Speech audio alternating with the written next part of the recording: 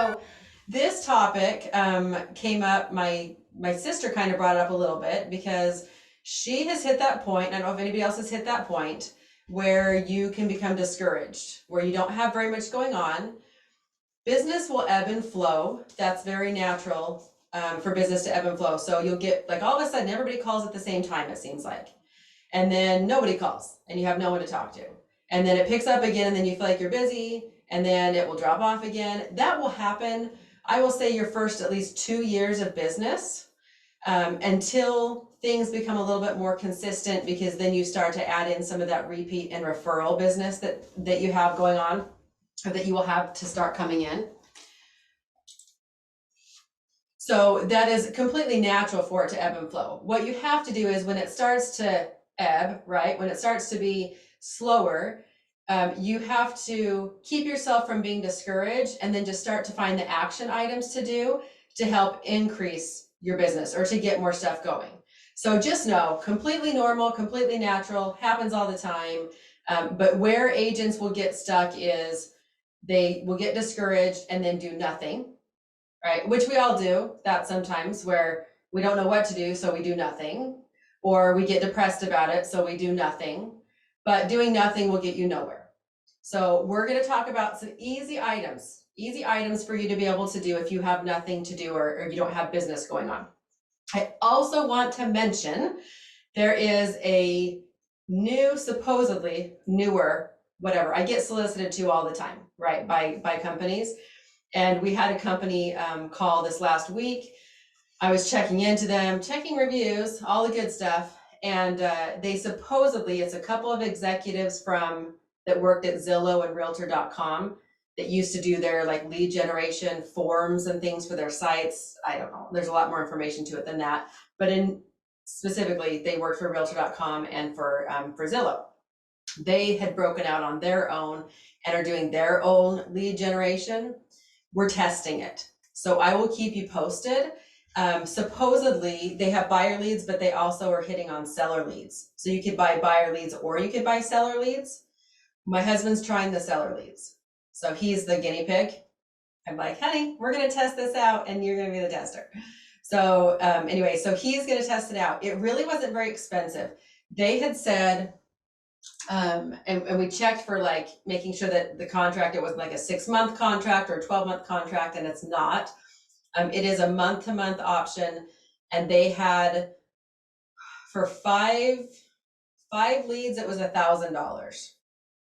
Seems high unless they're actual legit leads, right? So if they're legit seller leads who want to sell, then that's a great deal. Even 1 or 2 leads for $1,000 actually wouldn't be bad if they come to fruition. So he bought in at $1,000. He's supposed to be getting 5 to 8 is what they told him, leads in a month. So we'll see how it goes. And if it's trash, I'll let you know that too, so nobody else ever signs up for it. But if it's good, it could be good in your area too, and it may be something for you to check into. So that being said, we'll be the test subjects. Okay, that I also want to talk about as we get into this. One of the greatest sources of business that we don't always recognize is conversation. Okay, so conversation, I'm going to give you a couple examples. When you receive a phone call requesting information on a property, or maybe you have a sign in a yard, right? So they call on a listing, your listing's already pending. The conversation should not go, oh, that one's already pending. And then people go, oh, okay, thank you, bye-bye. And that's the end of the conversation. That is a missed out opportunity if you do that, okay? Anyone who calls to ask you for any information is a potential buyer seller, and you should try to further that conversation. So if they have a question about anything, even if it's off market, even if it's sold, even if it's a pre-foreclosure, it doesn't matter what it is. You need to further that conversation, dive in, again, get into and elevate. We have, the 20 questions that you start to ask people. Get into that, have a conversation with them, find out what their needs are. And then you can be able to transition into, are you is anyone helping you? I would love to help you if you don't have help. Okay. I always phrase it that way instead of, are you working with an agent? You can ask that if it's kind of ambiguous when they answer your question. But if they say, no, I'm not working with anyone, I mean, usually they pretty well understand, right? Are you working with someone helping you, right? Well, if no one's helping you, you don't have an agent. So always, I would love to help you. But that is a lot of missed opportunity. And what I find, and this could just be in myself, but I gotta think that it's not just me, that if I'm having a down day and I feel kind of crappy and I just argued with my husband, that never happens. And or my kids are being not terribly fun, or I'm just having a crappy day like myself, right? I noticed that I have a tendency to not further the conversation, that I would receive a phone call and then I would let that phone call just go by the wayside. I'd talk to them, answer their question, and then bid them a great day and then leave it at that. And so just pay attention to how you're feeling and how you're responding to people when they're asking any sort of question. Okay. And that could be at the gas station. That could be at the soccer fields. That could be anywhere.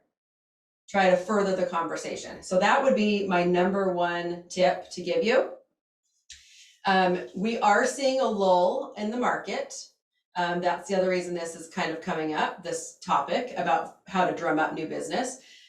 We're seeing a bit of a lull. All the lead sources are down right now. I say down, but it's lower. We're not having as many leads come in for realtor.com, Zillow, anywhere, right? Our set schedule, everywhere, the leads have been a lot less than they were. I think that part of that is just that this couple weeks time of year, everybody's getting back to school. So we're not focusing on houses. We're focusing on buying school supplies and clothes and getting everybody off to college and, into school and whatever. So it will pick back up. We always tend to have a busier second half of the year anyway, or second, third, fourth quarter, whatever. September, October, November. Most of the time, I guess that's not a quarter, right? That's a third. So most of the time, in my business, and this is just an example for you, I sell more properties in September, October, November than I do throughout the summer. So as much as people like to say summer's so busy, in my experience, it has not been the busiest season for homes. But the fall has been very busy, and that's been consistent over the last few years. So it's not odd for me to make $100,000 in the month of November, which is, you think would be an odd month to make money, but it's been very consistent. So that being said, gear yourselves up because business is coming, right? It's going to be there. So while you maybe don't have as much to do, you need to go through and look at any old leads that you maybe have had come in. Okay. And any conversation, anybody that you wrote down that you maybe wrote off, that wasn't interested, wasn't ready, ended up not wanting to buy at all, not a bad idea to go back through and touch base with any old leads that you have written down, any spark, any interest, anything. Touch base with them. You got nothing else to do, right? So check back through your files. We had I got a phone call yesterday from an agent who called and said, hey, I have this listing. She's super sweet agent.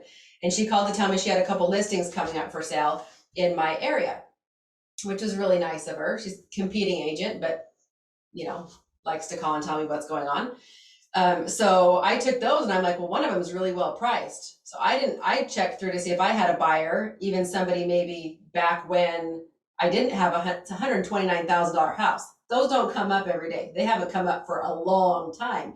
So I'm like, oh my gosh, we got to find a buyer. We got to find a buyer. So I didn't have one back in all my old records. I pitched over my husband. I'm like, hey, do you have anybody that's interested? So he was going back through any of his possible leads, people, investors, somebody who might want it as a rental, just racking our brain to try to find a buyer. He has a couple options that he's going to pitch to. If we couldn't find a buyer, I would then put out on social media, hey, we have a property. It doesn't have to be my property, but there will be a property coming up for this price range, right? 129. If you've got anybody interested, it's a 2-bedroom, 1-bathroom. But if anybody's interested, or someone who's looking for a home, have them reach out to me. Now, I'm going to have someone reach out to me that doesn't have an agent, or I'm going to make sure they're working with me and not somebody else, right? That's just the way it's going to go. But again, finding out what's coming on the market and then trying to find someone, or advertising to the public to try to find someone to match that house to. That's a way you can go too, especially when it's things that are scarce, right? Check to see who's on your search. So by now you should have been, anyone you contact that was a potential buyer, you should be putting them on a property search. And then you should be able to, in your program, go into the property search and see when they're looking, right? When they get notified for properties, hopefully, and then when they're actually opening it and looking at the properties, or if they have recently. I would go back through those, start calling them, touch base, let them know prices are coming down. So then if they're still interested, or if they want to kind of pick up looking a little bit more, you just needed to know that so you can keep your eye out for them. See if you need to requalify them, re-up their information, like what's their status, right? So anyone that you have on a search, I would go back through, touch base with all of them. Now, as you continue to put people on a search, that will grow, right? You may have 5 or 10 people on there. Like who's got a handful? Do you guys know how many people you have on a search? 5, 10, 15. Maybe throw it in the chat, just out of curiosity. If you have an idea, put it in the chat for how many people you have on a search. Now, when you're newer, right, you're gonna have few, you're gonna have 5, you're gonna have a couple. But then as you go along, like you'll end up with 25. Yeah, Sammy's already got 20 to 30, right? Okay, those 20 to 30, I highly doubt that you have talked to all of them in the last week or two, even the last month, right?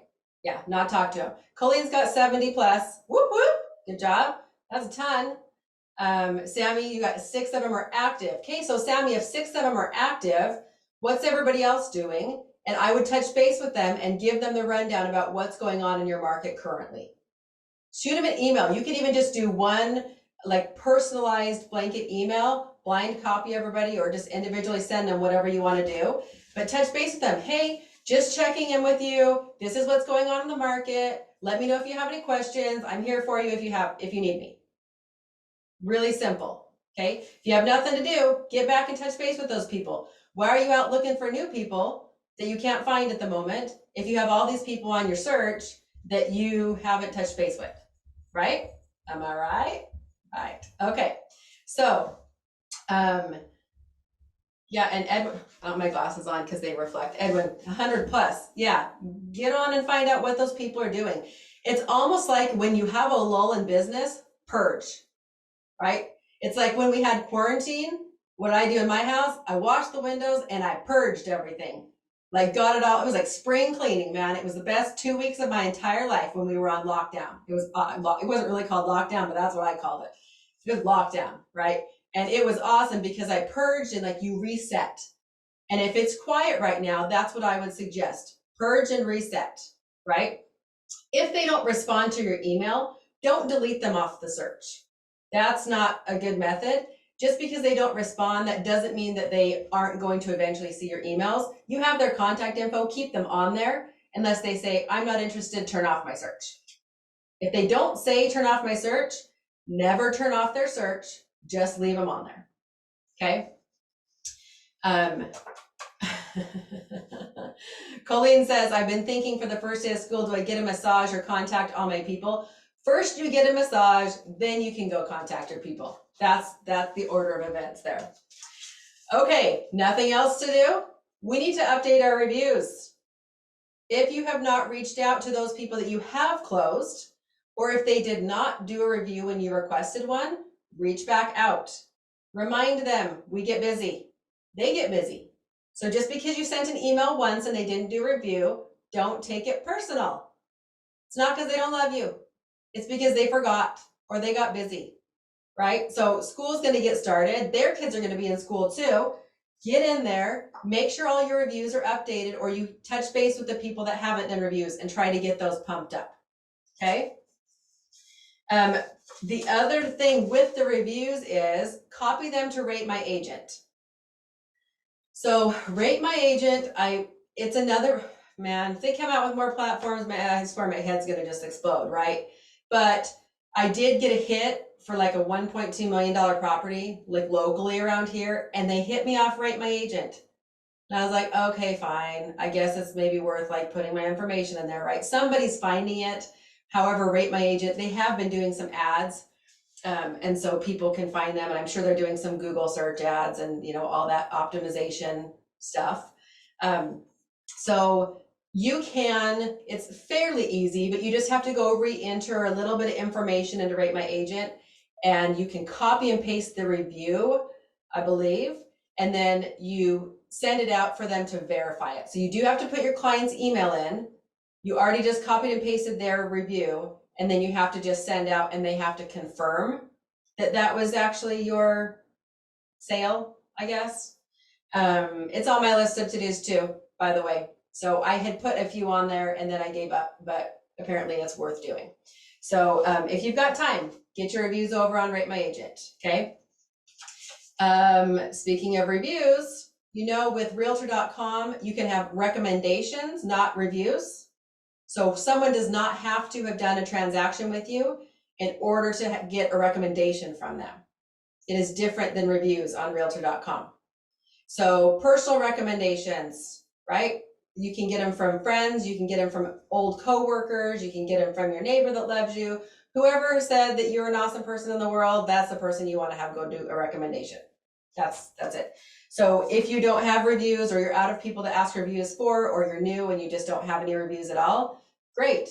Then in realtor.com, in your free profile, you can go do recommendations or go request recommendations. Ask people, give them the link, have them go do it. Okay. All right. This is changing. So as your market changes, what we were seeing with our for sale by owners is, gosh, it's so easy. I can throw a sign in the yard myself.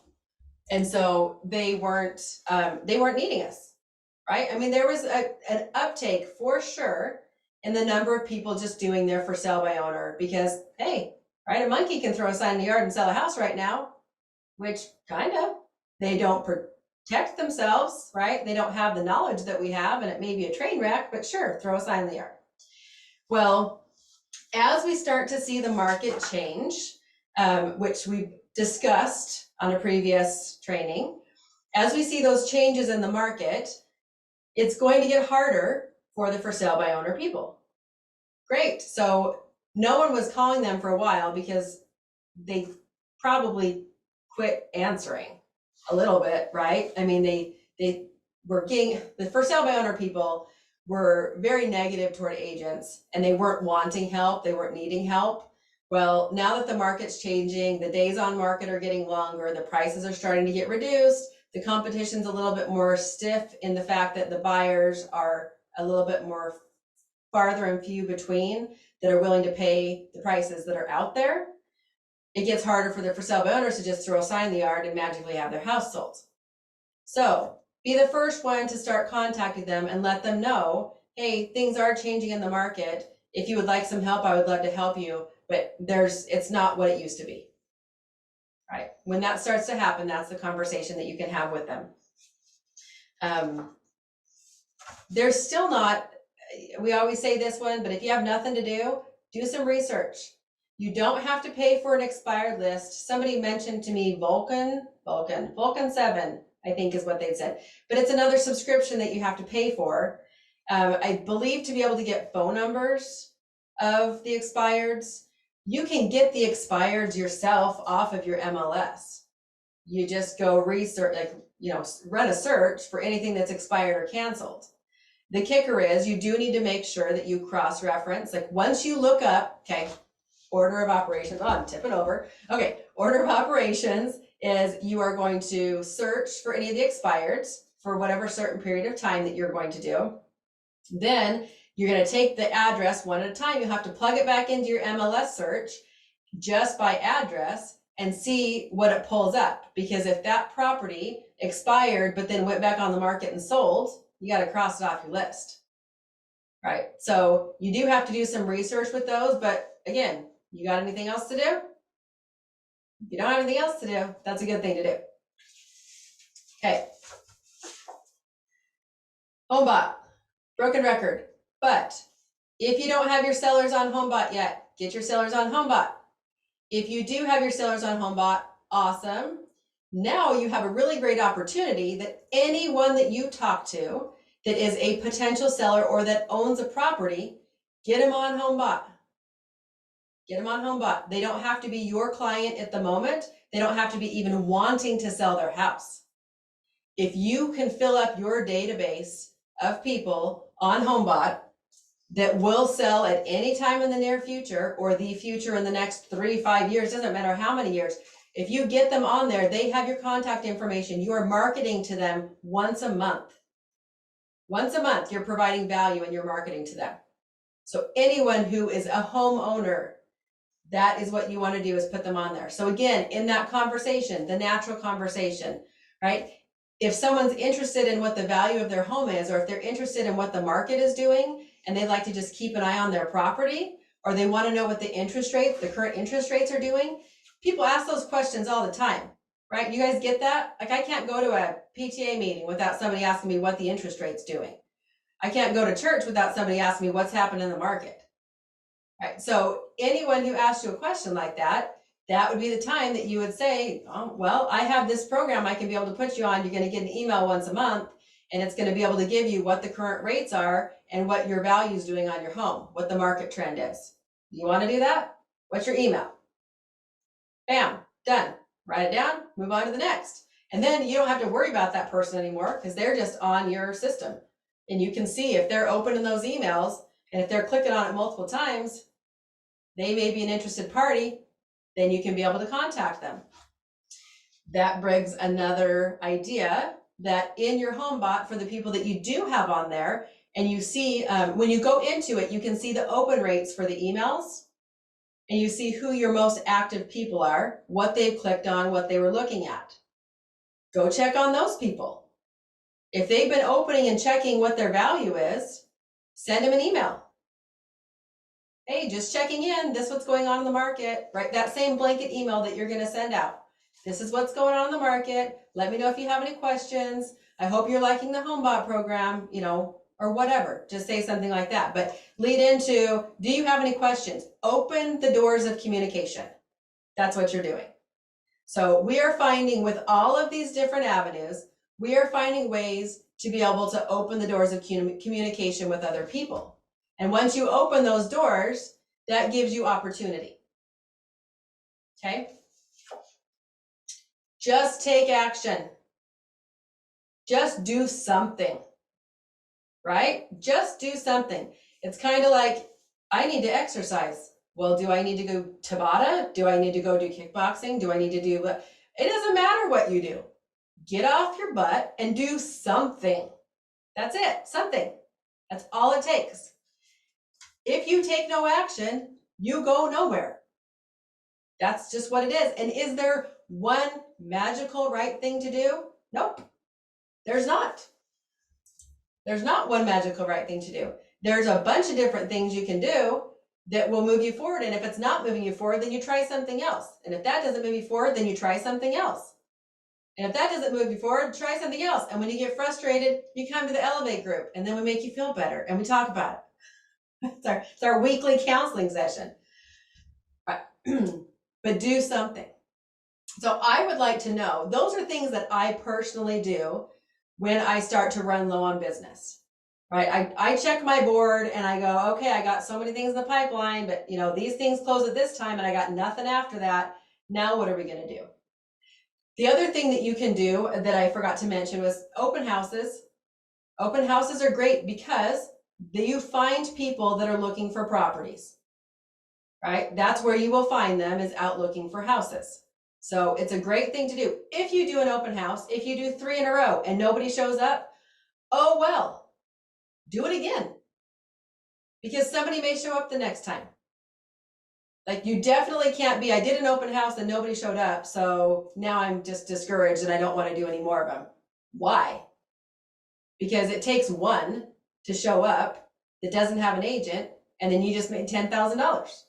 Is that not worth your time? I think it's worth your time, right?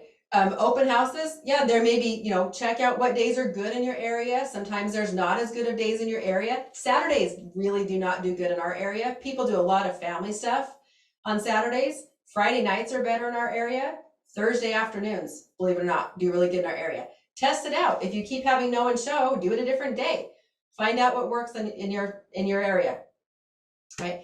But open houses are a great source of business. While you're sitting in an open house, if no one's showing up, then work on your reviews, work on all the other things that we just talked about. It's quiet time away from your family, away from your dishes, away from your home office, right? For you to be able to concentrate and work. So take advantage of it and don't just sit there and say, oh my gosh, nobody's showing up, and have a pity party.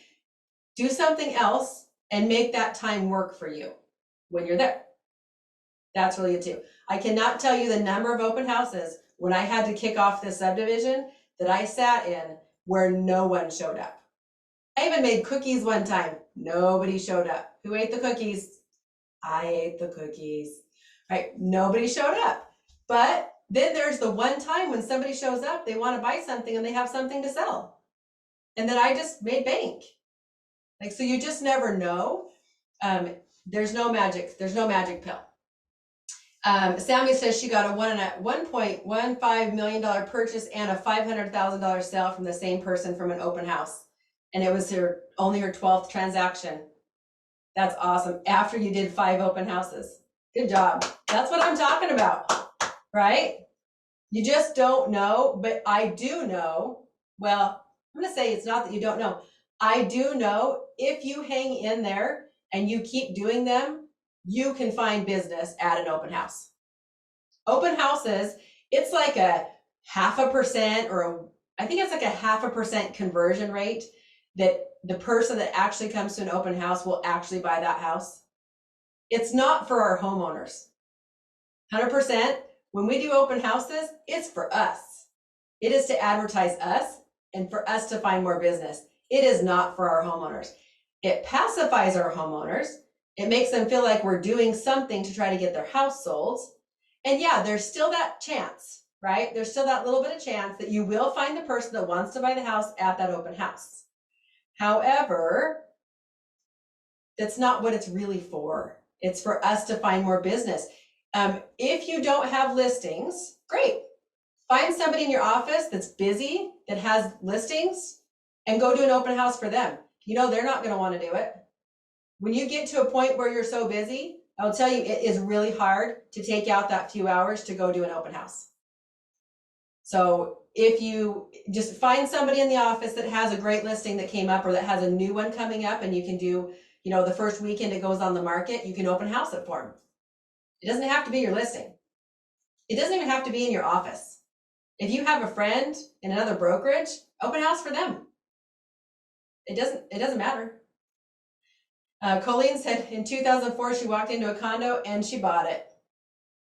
That happens too. And that's awesome, right? I've had it where I had one person, I sat in an open house in this horrible house that I never want to have to sell again, ever, because it's like the worst house to sell. And one person walked into that open house. That was it, one. But I had the time to talk to her, go through the whole conversation about what was going on, what were their needs, right? The list of 20 questions. I had my laptop, so I pulled it out. We pulled up some more stuff on the MLS, gave her some ideas of other properties because this one really might not work for her. She had a house she needed to sell. So then I asked if she'd like to set an appointment. I can come take a walk through her house and be able to give her a price. Then she will know how much money she has to take from that house to put down the next house, so she can better know what her budget would be. Normal conversation. How can you help them? Absolute normal conversation. I think the thing that some people will get caught up on as well, that can give you kind of that analysis paralysis, is scripts, right? The word script makes me cringe just a little bit because it makes me feel like we're car salesmen. If we have a script and there's certain things we're going to say and we're going to read from whatever, right? It makes me feel like it's so ingenuine if we're going off of a script. Because a script, nobody's life is scripted, and everyone's situations are so different. So when we approach people, yes, there are definitely, I would say, lead in like taglines that we can lead in with to talk to people, to open up those doors of conversation. But once you open the doors of conversation, man, let it flow. Let it flow like you're talking to your sister, like you're talking to your family, and find out what you can do to help people. That's it. You don't need a script to help people. I doubt any of you do, right? And if you do, you might be in the wrong business because that's like a robot. If you need that, right? Okay, I would like to know, you guys can unmute. Does anybody have any other ideas, things that work for you, things that you have been doing that we haven't touched on today? Anybody have any ideas for drumming up new business that you want to share with the group? Quiet, we're all out of ideas. All out of ideas. Oh, I Sammy? think you already said it, but I actually, and I don't do it so much right now because I am doing okay. But when I first started to either join like a tennis league or something like that, then you get to know people that know people, like, or, you know, something you're interested in, which you probably already said, Lisa. I'm sorry if I came in late and you already said that. No, I actually didn't say that. So getting out in the community, or if you have any groups that you're in, essentially getting out of your house, I think is big. You have to be able to find those opportunities, is what you're talking about. You have to find opportunities to talk to people. And we can't find opportunities all the time just sitting in our own office space, not doing anything. So whether you need to go volunteer, join a local Kiwanis group, right? Let people know who you are. You don't have to know, they don't have to know who you are by walking around saying, I'm a realtor, I'm a realtor, I'm a realtor, right? That's one of the reasons why we talk about tagging your car, because it's not a conversation you have to have. Funny enough, I was actually in Tahoe, Colleen's neck of the woods, and it was day one. We pulled up actually over by the lake. We were going to rent some bikes. We had taken my car, so I had my tags on my car. And no joke, I got out of my car, and the first thing that happens is the guy next to me that was getting in his car starts a conversation about, do I sell homes? Do I flip homes? Like, what was it that I do? Because he started wondering what hunter of homes meant. So it's a conversation starter, and it lets people know what you do without having to tell them, right? Driving billboard. So yeah, get out of your comfort zone. If you can, like, sorry, I just like squirreled for a second because Colleen said she had a car up in Tahoe take a picture of her sign on her car. That's right. Like, they will do that. Either you're a bad driver or they're taking it because they want to call you later. It's one or the other. I've had both. You just never know. You just never know. Anyway, but what I was going to say is, you should do a little bit of self-reflection today. I would encourage you and challenge you to do a little bit of self-reflection today.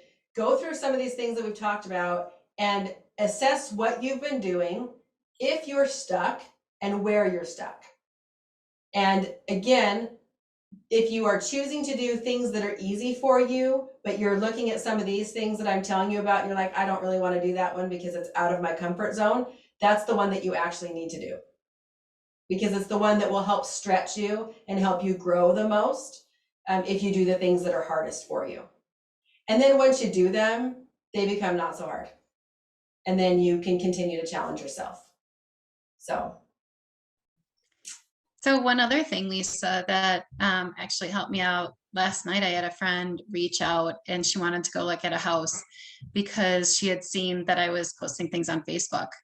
yep. So making sure that that's updated and that you are posting, I guess. That was how she knew, because we haven't seen each other since I became an agent. Yep. Yeah, Facebook is, it doesn't have to be complicated. I mean, it can be, but it doesn't have to be.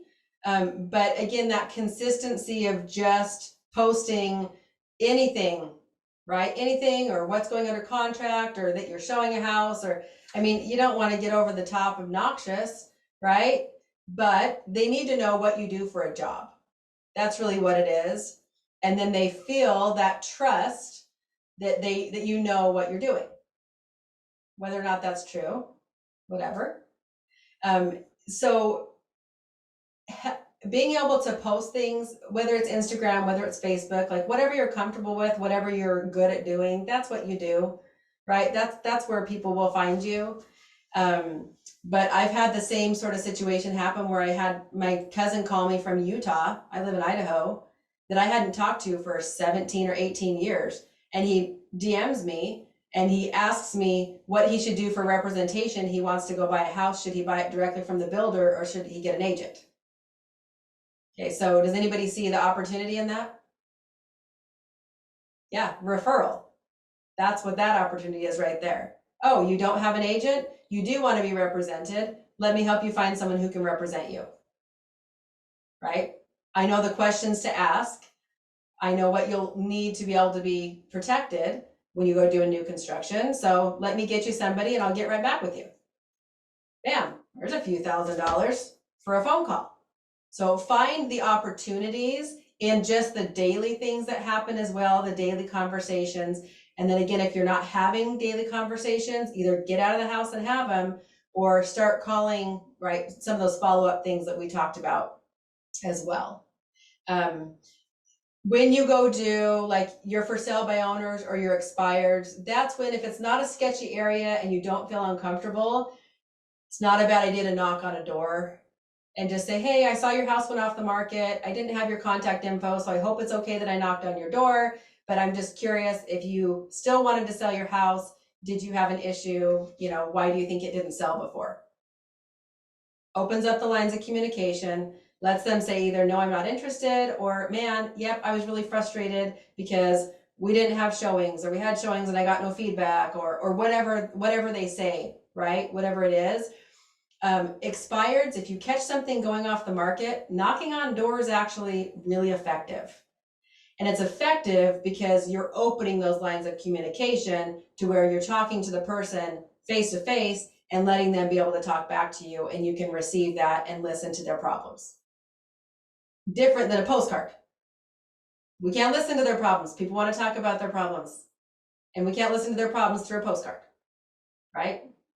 So face to face, more often you can do it, the better. Even if you're wearing a mask, unfortunately, in some of the states right now, right?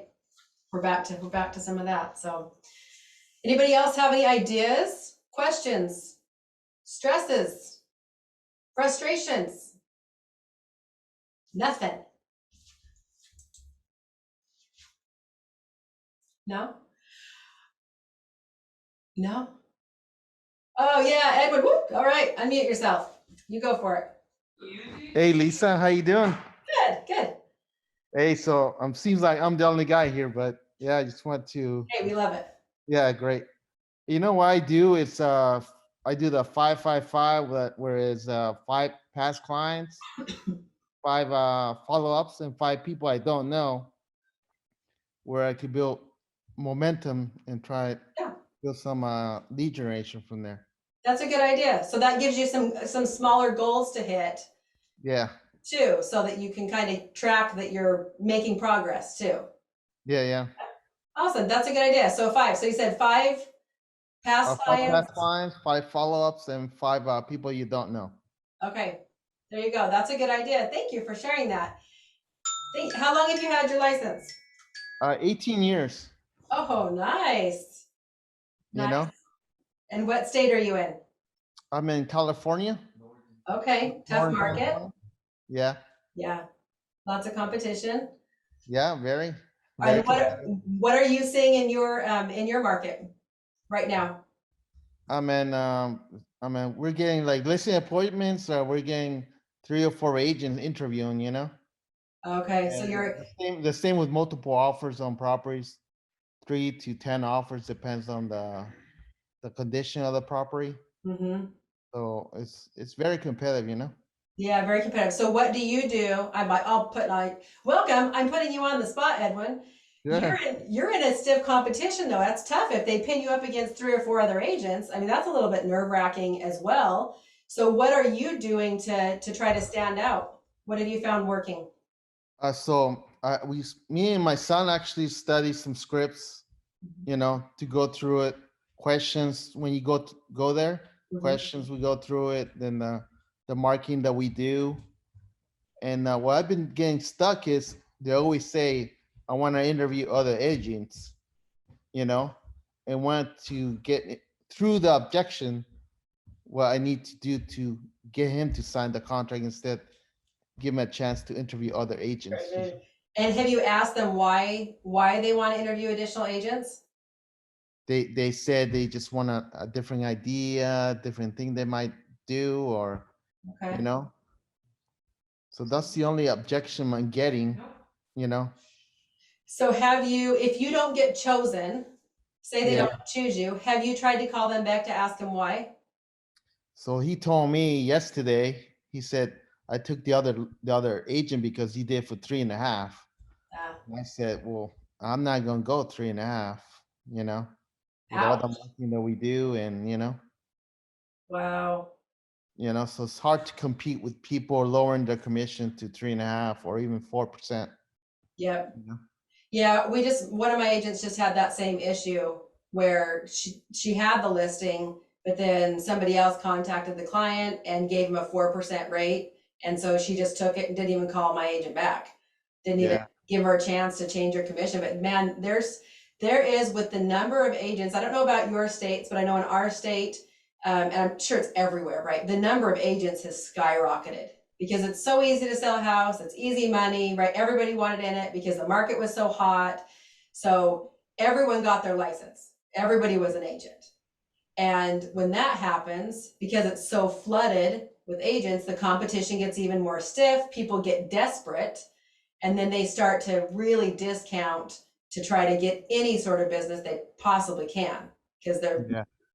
drowning in not having a paycheck. Yes. That is tough. Well, I mean, move on to the next person that wants Yeah. So one thing has been working for me with the buyers. Mhm. I always do a love letter. I always contact the listing agent. My lender contacts the listing agent. How strong our offer is. We usually have a 15 to 21 day close. So Nice. that helps a lot, you know? Yeah, that's a good idea. The lender contacting the listing agent is helpful. I've actually had that before. I've had lenders contact me when we've had multiple offer situations. And I think one reason why that is helpful is because, when you have 8 or 10 offers on a property, which we're not having so much anymore, but when we did have 8 or 10 offers on a property, you want to pick the one that's going to, or help them, guide them to choose one that will go through, right? We want the one that's going to be successful. So not just based on price, but also based on which one's actually going to close and close on time and be less of a headache for the client.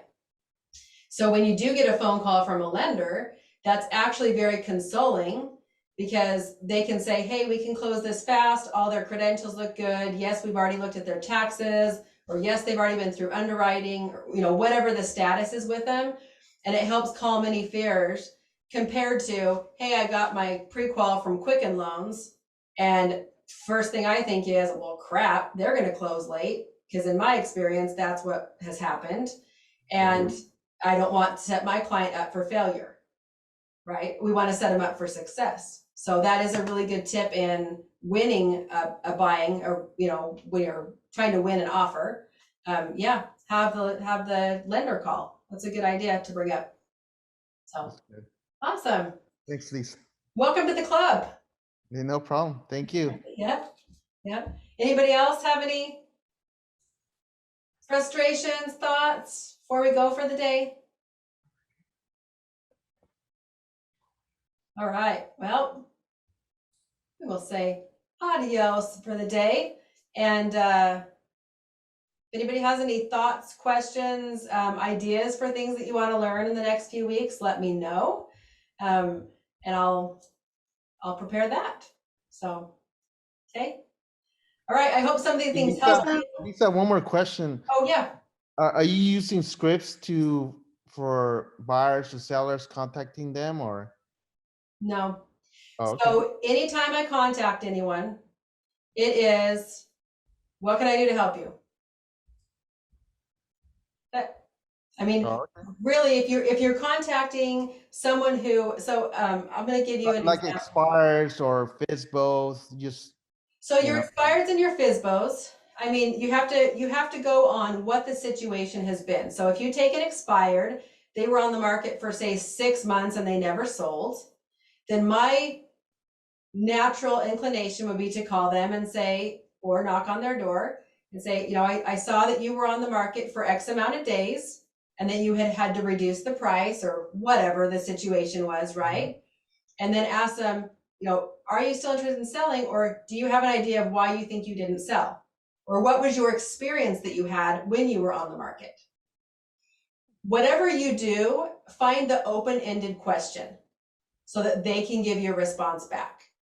Okay. So for any expired, it would always be, what was your experience? What was your experience? And then they would tell you their experience. And then if it leads to it, then you say, you know, do you have an idea of why you think that you didn't sell? Or would you like to know why you didn't sell? Because most of the time, if I look up an expired, the first thing you're going to do, you're not just going to call them. Okay, it is ineffective to just go expired, expired, expired. I'm going to call you and I'm going to say, hey, do you want to list your house? Do you want to sell your house? No, that's like telemarketer, right? And we're not telemarketers.